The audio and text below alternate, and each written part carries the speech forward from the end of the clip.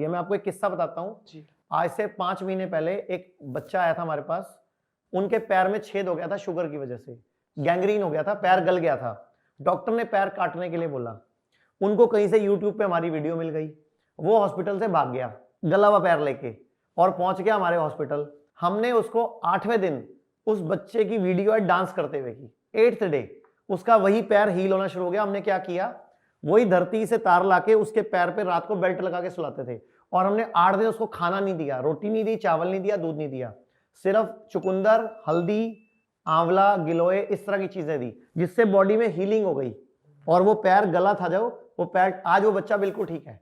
Wow, क्या बात है। तो ये धरती की पावर है, धरती को माँ कहते हैं, माँ में वो शक्ति है ना, तो माँ की गोद में आ गया ना वो। जब उस बिस्तर पे सो गए आप तो एक तरह से 8 घंटे हम माँ की गोद में सोए और माँ की गोद में सो के रिलैक्स भी होते हैं हम। माँ दुलारती भी है, प्यार भी करती है। भारतीय अगर माँ दी गोदे च पैर आप सिर रख के सोइए की फायदा होता है? तुरंत ही नींद आ जाती है और रिलैक्स हो जाती है। ऐसा लगता है कि दुनिया का बेस्ट तकिया अगर है तो वो माँ की गोद है। अच्छा, आप भी जब हॉस्पिटल में नंगे पांव घूमते थे, आपका खुद का मुझे अच्छी तरह याद आ रहा है कि आपने कहा कि इसको यहाँ घूमने का अलग तरह से रिचार्ज आता है, रिलैक्स हो जाते हैं। बिल्कुल ग्लो, अलग ही ग्लो, फेस में अलग ग्लो, जल्दी उठ जाना, एनर्जी रहनी। बट हम लोग सब बिल्डिंगों वाले हैं, आधे लोगों को ये धरती से जुड़ने का मौका ही बहुत कम मिलता है और यहाँ पे नीचे उतर के अगर चप्पल उतारो तो ऐसे कहेंगे इसकी कोई मन्नत होगी, ऐसे हो जाता है। अच्छा, मैं आचार्य जी आपसे एक और बात पूछना चाहती हूँ। अब वो काफ़ी माओ का शायद सवाल होगा और मैं पूछूंगी तो वो कहेंगी हाँ, ये छोटे बच्चों को, जैसे हम तो चलो गोली खा लेते हैं, कोई पेट दर्द हो कुछ भी हो, छोटे बच्चों को तो क्या दे सकते हैं? सर्दी जुकाम बुखार, पेट खराब हो। अच्छा, आपको कुछ आइडिया है कि हमारे सनातन धर्म में आयुर्वेद जो है, आयुर्वेद के भगवान कौन है? कुछ आइडिया आपको? शरक ऋषि, आयुर्वेद के भगवान। दिवाली से पहले हम दिन भी मनाते हैं उनका, धनतेरस। धन्वंतरी भगवान। तो धन्वंतरी भगवान विष्णु जैसे नजर आते हैं। तो धन्वंतरी भगवान के कई सारे हाथ हैं।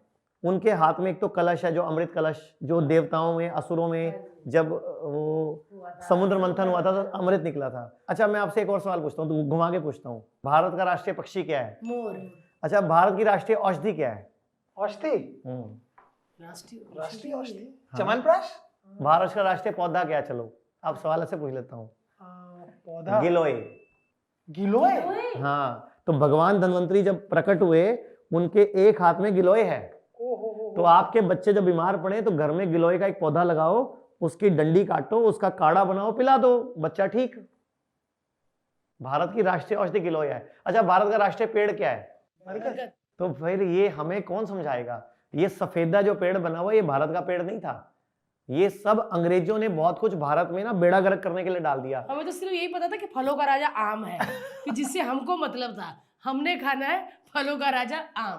अच्छा, भारतीय गाय हमारी माता है। अकल बड़ी के भैंस, गई भैंस पानी में, काला अक्षर भैंस बराबर, जिसकी लाठी उसकी भैंस, भैंस के आगे बीन बजाना। ये सारी कहावतें भैंस पे ही क्यों है? गाय पे एक ही है, माँ है।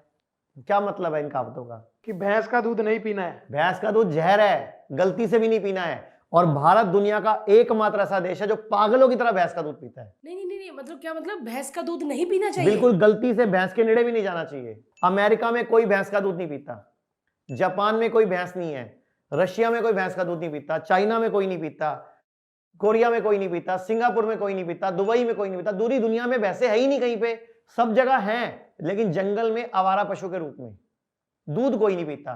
दूध सिर्फ पूरी दुनिया में भारतीय, पाकिस्तान, श्रीलंका और ये बांग्लादेश, इसके अलावा पूरी दुनिया में भैंस का दूध कोई नहीं पीता। सर, इसका क्या रीजन हो सकता है? क्यों? ये अंग्रेजों ने हमारे दिमाग कचरे कर दिए। अंग्रेज हमारे दिमाग को तोड़ गए, हमारे दिमाग को खराब कर गए।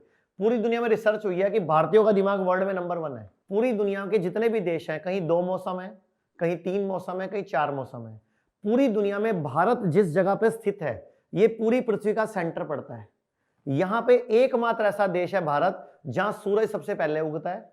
ध्यान से सुनना। और सारे मौसम है यहाँ पे, सर्दी, गर्मी, बरसात, पतझड़, बसंत, सारे मौसम भारत में है, पूरी दुनिया में कहीं नहीं है। तो यहाँ की जलवायु, सूरज का पहले उगना, इस दुनिया को, भारत को सबसे अलग बनाता है। तो यहाँ पर पैदा होने वालों का ब्रेन डिफरेंट है। अंग्रेजों को यह बात पता चल गई थी कि भारत का दिमाग डिफरेंट है। इन्होंने हमारे को बर्बाद करने के लिए एजुकेशन सिस्टम लाई, एक ऐसी एजुकेशन सिस्टम जो किसी काम का नहीं है।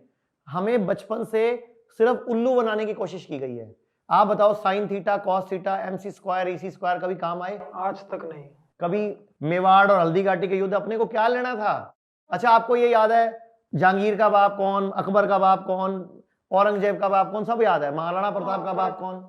हमें ऐसा इतिहास पढ़ाया, हमारा दिमाग खराब करने के गुलामियों लिए। के किस्से सुना सुना कर हमें गुलाम बना दिया, Correct. हमारे दिमाग की शक्ति खत्म कर दी। स्कूलों में पढ़ाया क्या हमें? Annie Besant road. अच्छा एक बात बताओ, दिल्ली में Tughlaq road, Aurangzeb road, Shahjahan road, कहीं चरक रोड सुना आपने दिल्ली में? कहीं सुशरत रोड है क्या? कहीं बागवट रोड है क्या? इस देश का दुर्भाग्य है, चरक सुशरत की मूर्ति जर्मनी ने अपने यहां लगाई है। सुशरत की मूर्ति हाँ, अपने हॉस्पिटल के बाद सुशरत की मूर्ति लगाई है जर्मनी ने, लेकिन भारत में सुशरत रोड नहीं है कहीं पे, चरक रोड नहीं है कहीं पे। अच्छा एक बात बताओ, जिनको नहीं पता सुश्रुत ऋषि और चरक ऋषि के बारे में थोड़ा प्लीज सर। चरक ऋषि लगभग 2500 साल पहले हुए हैं, जो आयुर्वेद के जनक कहे जाते हैं, जिन्होंने आयुर्वेद की चरक संहिता लिखी है, जी। जिसमें इतने श्लोक है, जिसमें ए से लेकर जेड तक हर बीमारी क्या होती है, क्यों होती है, ठीक कैसे होती है, सब लिखा हुआ है। सुशरत ने सर्जरी दी है, शल्य चिकित्सा दी है। ये जितनी भी सर्जरियां आज परफॉर्म हो रही हैं एलोपैथी में, इसमें जितने भी यंत्र हैं, ये सारे यंत्र सुशरत संहिता में लिखे हुए हैं, और आज भी वही यंत्र हूबहू चल रहे हैं, कोई यंत्र चेंज नहीं हुआ। और वही मेटल जो 2500 साल पहले सुशरत ऋषि ने मेटल बताया था कि इस मेटल का यंत्र होना चाहिए, ना वो कॉपर का है, ना वो एल्यूमिनियम का है, वो मिक्स धातु का है। सही कहा। आज भी उसी धातु के यंत्र चलते हैं ताकि जंग ना लगे उसके ऊपर। इतनी ज्यादा वास्ट साइंस थी उस टाइम पे, और हम अपने पूर्वजों को, एंसेस्टर्स को इज्जत देना भूल गए। तो मैं ये बोलना चाहूंगा, आयुर्वेद में श्लोक है, सर्वेषाणाम रोगाणाम निदानम कुपितामला, कि दुनिया में जितने भी रोग हैं, सर्व रोग, इनका एक ही निदान है, कुपित मल को निकाल दो। ओके। मतलब गंदगी निकाल दो, आप स्वस्थ हो जाओगे। क्यों इतना मुश्किल है हमारे ही देश में, हमारी संस्कृति, हमारे लोगों को समझाना इतना डिफिकल्ट क्यों हो जाता है? क्योंकि हम लोगों को जो चीज पश्चिम से आती है, जो चीज विदेशों से आती है, वो सही लगती है, और अपनी देश की चीज देसी लगती है। जैसे भारत की देसी गायें, भारत की देसी गायें पूरे विश्व में रिसर्च हो चुकी है कि उसका दूध बेस्ट है, उसका दूध नहीं अमृत कहा गया। लेकिन भारत में देसी गायें खत्म करके जर्सी गायें, HF गायें, अमेरिकन गायें, ऑस्ट्रेलियन गायें आ गई। भारतीयों के साथ एक प्रॉब्लम है कि अपना ज्ञान अंग्रेजों ने इनको इतना तोड़ मरोड़ दिया अंदर से। एक कॉन्वेंट स्कूल में पढ़ पढ़ के हम लोग ऐसे मिट्टी हो गए, जो विदेशी चिकित्सा पद्धति है वही ठीक है, जबकि भारतीय चिकित्सा पद्धति पूरे विश्व में सर्वश्रेष्ठ है। भारत की चिकित्सा पद्धति, भारत की हल्दी, भारत के गोमूत्र पे अमेरिका पेटेंट ले चुका है। अच्छा, जर्मनी हमारी शतावरी का और कई जड़ी बूटियों का पेटेंट ले चुका है, और भारत वाले हाथ पे हाथ मलते रह जाएंगे, थोड़े दिनों बाद वो पेटेंट राइट के नाम पे पैसे मांगेंगे। अगेन ये सॉफ्टवेयर वाला गेम हो जाएगा। भारत को लूटने के लिए अंग्रेजों ने 3 सिस्टम बनाए थे, एक एजुकेशन, एक जुडिशरी और एक हेल्थ केयर। ये उन्होंने लूटने के लिए बनाए थे।